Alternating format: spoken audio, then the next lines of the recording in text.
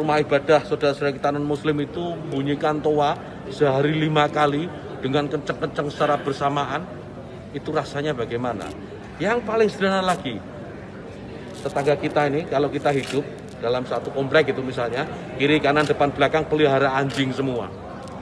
Misalnya menggonggong dalam waktu yang bersamaan, kita ini terganggu enggak? Artinya apa? Bahwa suara-suara ini, apapun suara itu ya, ini harus kita atur supaya tidak menjadi gangguan. Ya, speaker di musola, masjid monggo dipakai, silahkan dipakai. Tetapi tolong diatur agar tidak ada yang merasa terganggu. Agar niat menggunakan toa, menggunakan speaker sebagai sarana, sebagai wasilah untuk syiar, melakukan syiar tetap bisa dilaksanakan tanpa harus mengganggu mereka yang mungkin tidak sama dengan keyakinan kita. Berbeda keyakinan, kita harus tetap hargai. Itu aja intinya.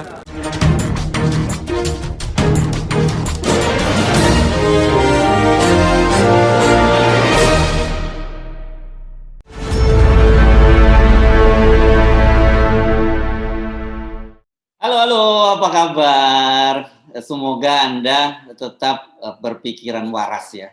Saya sih kalau kesehatan, saya udah percayalah semua orang tahu menjaga kesehatannya, dan kalau toh kemudian kena Omikron ya anggap sajalah sudah sehat.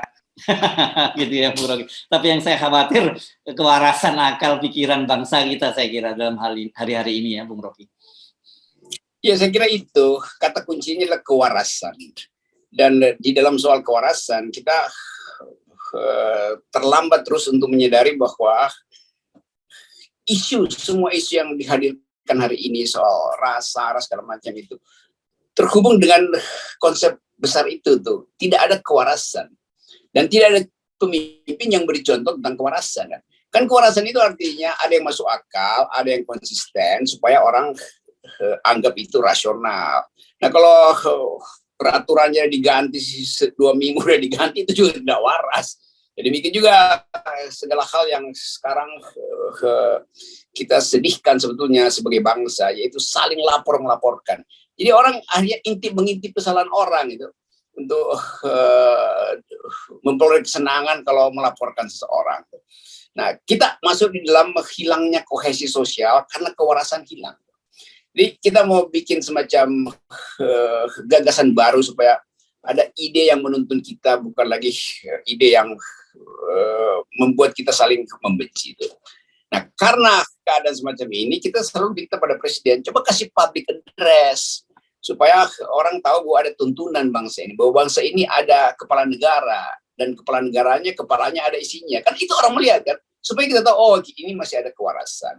Nah, kalau enggak intip-mengintip dan bunuh-membunuh karakter itu yang terjadi kan. Padahal sebetulnya problemnya adalah ketiadaan kewarasan di tingkat pusat. Itu akhirnya. Ya. Hari ini publik sangat heboh dan ternyata itu bukan hanya saya dapat banyak kiriman dari bukan hanya di dalam negeri, tapi teman-teman di luar negeri juga mempertanyakan pernyataan dari Menak Yakul Komas yang menyamakan dengan azan dengan suara gonggongan anjing. Dan kemudian ternyata tiba-tiba pagi hari ini juga sudah ada yang melaporkan, ini mantan Menteri Menpora Roy Suryo dan Kongres Pemuda Indonesia gitu melaporkan Yakul Komas. Saya cuman tepuk jidat, ini apa yang sebenarnya sedang terjadi dengan bangsa ini. Sebenarnya saya nggak paham. Jujur saya nggak ngerti dengan apa yang terjadi dengan bangsa ini. Kenapa nih bangsa kita kok jadi begini nih Bung Rocky? Kan di dalam sosiologi diterangkan bahwa masyarakat itu diikat oleh 2 asas. Asas komunitas dan asas sebetulnya asas politi. Asas yang lebih luas adalah asas hubungan-hubungan diatur oleh hukum. Itu namanya masyarakat Gesellschaft. Tapi ada asas lain, yaitu aturan komunitas yang sering tidak tertulis. Itu namanya asas Gemeinschaft dalam bahasa Jerman.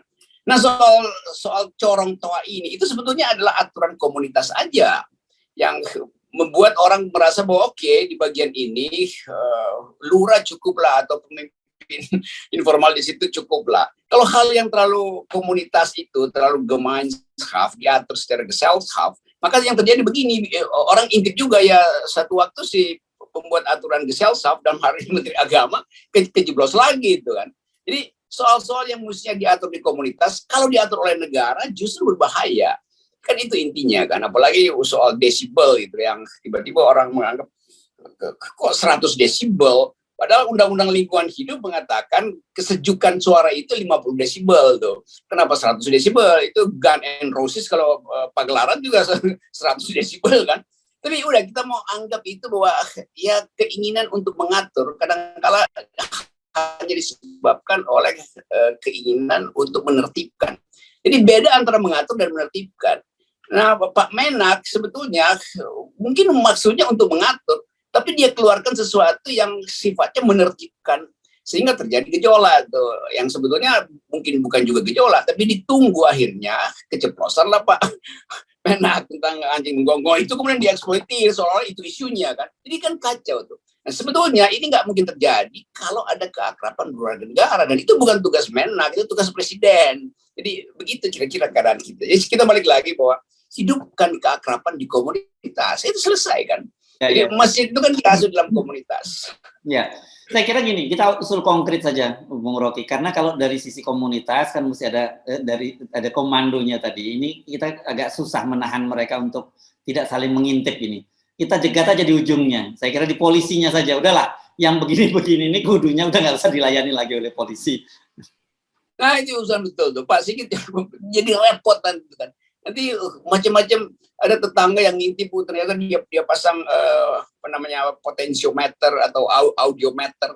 Oh ini 100,2 desibel, dilaporin lagi itu melanggar. Kan ngaco tuh, karena terlalu sering kehidupan keakraban itu mau diatur dengan hukum, itu nggak bisa tuh. Lalu nanti orang tagih itu, tolong Menteri Agama kirim ke kita itu audiometer buat mengukur suara itu. Padahal sebetulnya anak-anak lagi main di situ, digedein aja sama anak-anak situ. Kan sedang anak-anak main-mainin toa itu kan. Jadi begitu kira-kira. Nah itu usulan bagus supaya Polri bilang aja, udah berhentilah ngelapor-ngelapor itu, urusin sama RT aja deh. Ngapain lapor polisi? Iya. Saya kira betul ini. Dihidupkan gitu level RT setiap kali ada masalah begini. Saya jadi jujur apa yang dikatakan oleh Pak Menak ya memang tidak bijak, analoginya tidak tepat gitu. Saya kira ini mungkin keterbatasan literasi, apalagi tadi Anda ngomongin soal sosiologi segala macam gitu ya. Tetapi kemudian kalau ada orang yang begini setiap kali ada masalah begini dilaporkan, kan nanti pasti saling mengintai gitu. Karena kalau apa yang dianggap kemudian kelompok yang kontra pemerintah melaporkan, gantian yang lainnya akan melaporkan dan saling lapor terus tiap hari, dan kita nggak ngerti sampai kapan kemudian bangsa ini kohesi kerukunan antar bangsa ini jadi tercipta. Jadi pembelahan ini yang dari awal FNN terangkan bahwa presiden gagal untuk menjaga keakraban, kan itu intinya begitu kan, sehingga terjadi intip mengintip, jebak menjebak kan ini buruk. Padahal sebetulnya barusan ada survei bilang dukungan pada presiden 73%. Ya kalau dukungan 73%, artinya presiden harus tampil untuk menerangkan bahwa kehidupan kita sebetulnya nyaman-nyaman aja. Fakta sosiologisnya nggak begitu. Isu kecil tiba-tiba jadi delik kan. Ini bangsa yang mesti diatur oleh hukum yang... Jadi seringkali kita mau anggap bahwa kalau begitu semua urusan manusia dibikin hukumnya aja tuh, sehingga kita nggak bisa bergerak lagi tuh.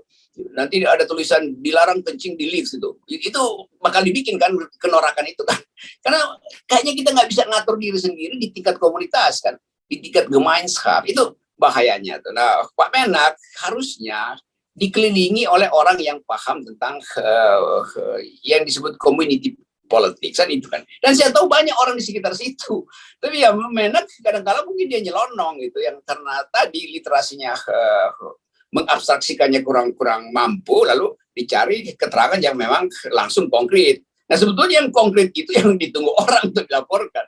Tapi kita mesti anggap bahwa oke, ada hal yang baik yang di dalam pikiran Menak itu tuh, supaya nggak terjadi kekacauan, saling seperti kasus di Medan tiba-tiba jadi masalah kriminal. Tetapi tetap dengan tuntunan akal budi komunitas, kira-kira begitu kan. Kan NU hidup dalam komunitas yang ngerti bagaimana cara mengatasi sesuatu tanpa harus pergi bantuan negara. Karena ini akhirnya jadi aturan negara. Aturan negara itu kalau dia jadi standar, nanti masjid yang nggak punya toa, yang tadinya sebetulnya azannya itu hanya dengan lantunan. Saya berkali-kali kalau naik gunung ke daerah Pandeglang, ada desa-desa yang itu indah sekali gitu kan. Nanti lama-lama mereka juga minta toa tuh, kan karena dianggap mesti diukur tuh. Kalau suara manusia mungkin nggak bisa diukur. Jadi jangan sampai jadi absurd aturan ini. Jadi kita balik lagi bahwa kita akrabkan. Kalau negara nggak mampu akrabkan, ya udahlah kita sebagai komunitas saling mengatur diri sendiri. Itu saya kira itu pesan bijak supaya jangan saling melaporkan. Pak Menak bisa keluar dengan ide lain, juga saudara Roy bisa keluar dengan ide lain. Gitu. Kalau nggak ini akan ada dua kompor yang panas nih dan semua orang ingin kipas kompor itu kan.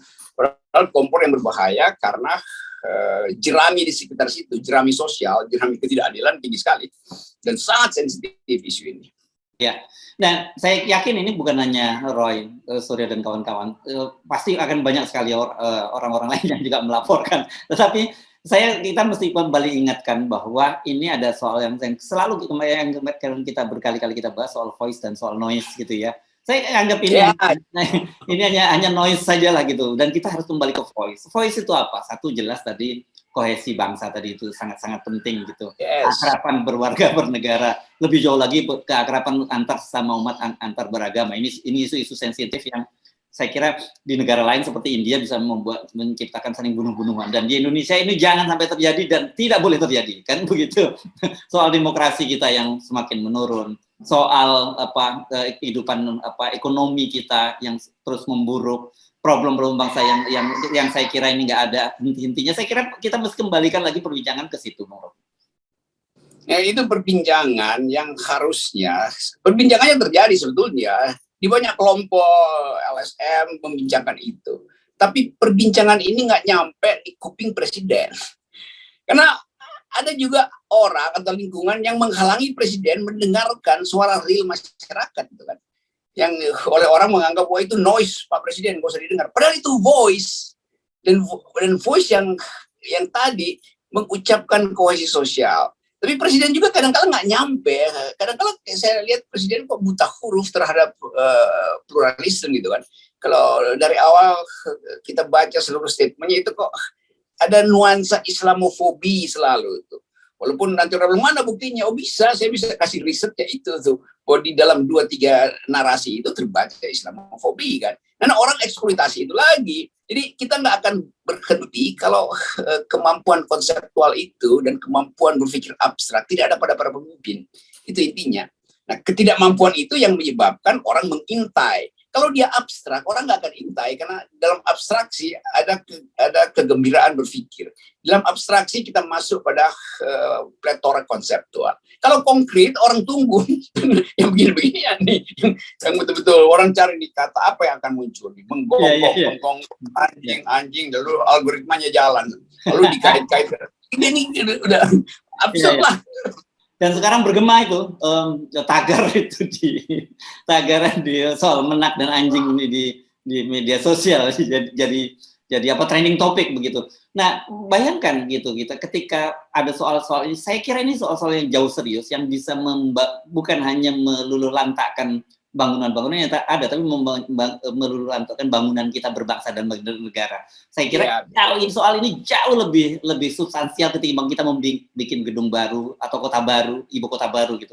Karena ibu kota baru segala macam itu bisa hancur dalam sekejap ketika kohesi bangsa ini juga hancur. Nah, ini judul editorial pagi ini dari FNN. Presiden dengan mudah nyewa orang untuk campur semen dengan pasir 3:1 tuh. Itu selesai itu. Tapi kohesi sosial itu membutuhkan kejujuran. Itu yang nggak bisa tuh. Membangun kita nggak perlu jujur untuk membangun ibu kota baru karena itu cuma soal teknis saja kan. Udah ada rumusnya tuh, sekian konkret, safety factor sekian, metal fatigue sekian. Itu anak teknik tahu semua itu. Tetapi membuat bangsa ini kokoh itu berat sekali itu. Jadi sekali lagi kita mau ingatkan Bapak Presiden, cobalah balik pada ide dasar bernegara. Bahwa negara ini didirikan oleh akal sehat para pendiri bangsa, para founding person kita itu. Kemudian diasuh dengan kemampuan konseptual di tingkat dunia segala macam tuh. Tiba-tiba sekarang kita dihina oleh dunia tuh. Karena dunia menonton ini ngapain soal-soal beginian itu jadi isu publik. Apakah ini betul-betul Indonesia udah hancur? sehingga nggak mampu lagi untuk jadi cahaya, bahkan jadi cahaya di ASEAN udah nggak bisa gitu.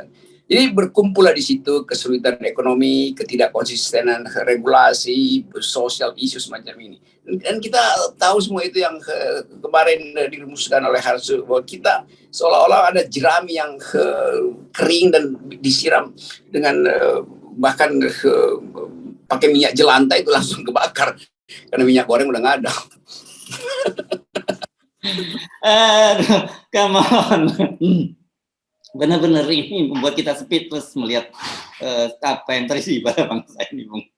Oke, dan di tengah situasi semacam ini tiba-tiba muncul pula gagasan dari Ketua Umum PKB Yahya Muhaimin untuk memperpanjang pemilu sampai 2 tahun. Ini lagi-lagi saya kira noise yang ini apa ya. Kalau kita tidak meluruskan kita jadi problem, tapi kalau kita biarkan ini juga bisa menjadi lebih mengganggu daripada suara azan yang nggak enak tadi, saya kira ini. Ya betul, ini suaranya Pak Muhaimin ini betul-betul suara yang isinya noise itu. Karena logikanya kalau diperpanjang presiden itu berarti anggota DPR juga diperpanjang. Lalu mereka senang. Harusnya mereka malu karena mereka mendapat limpahan kekuasaan dari orang yang tidak menyukai perpanjangan. Dengan kata lain, kan dia mesti bilang, saya nggak mau terima perpanjangan itu, karena saya ingin dipilih rakyat. Jadi konsep berdemokrasi juga dia nggak paham artinya.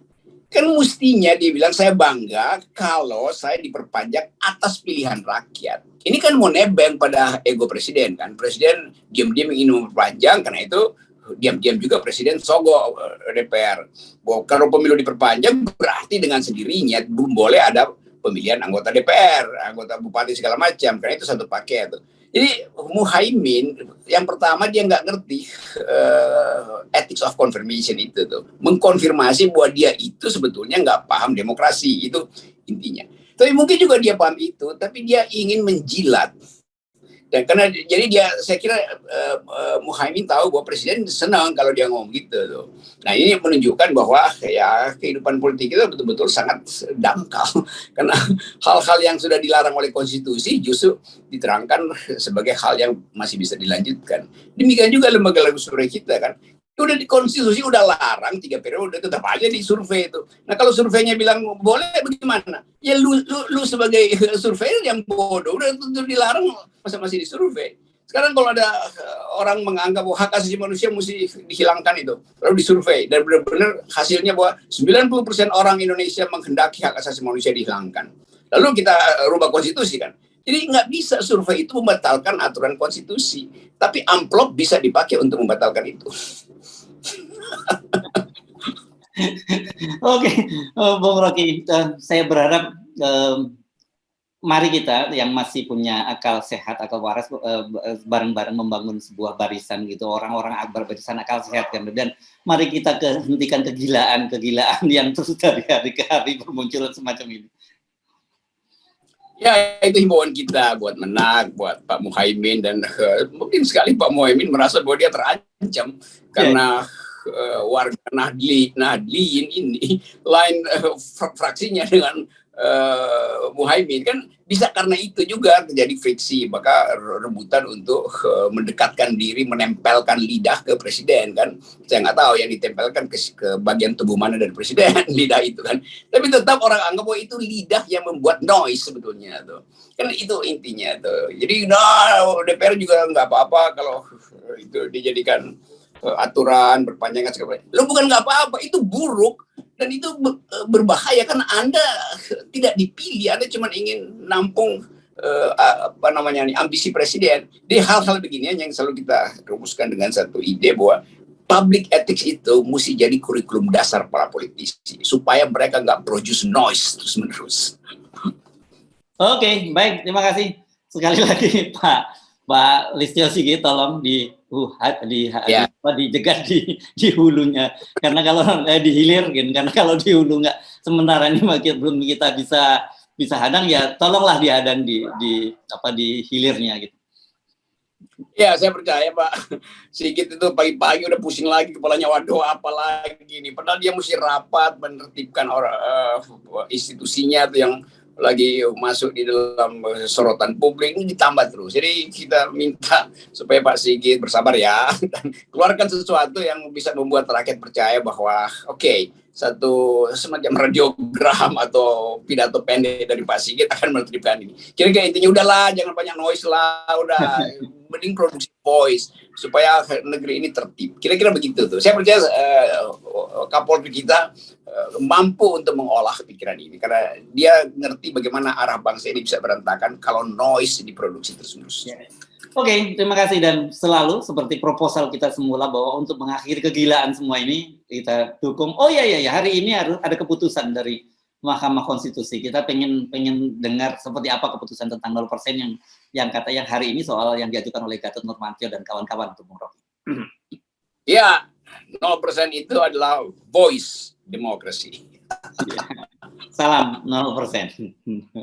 Oke.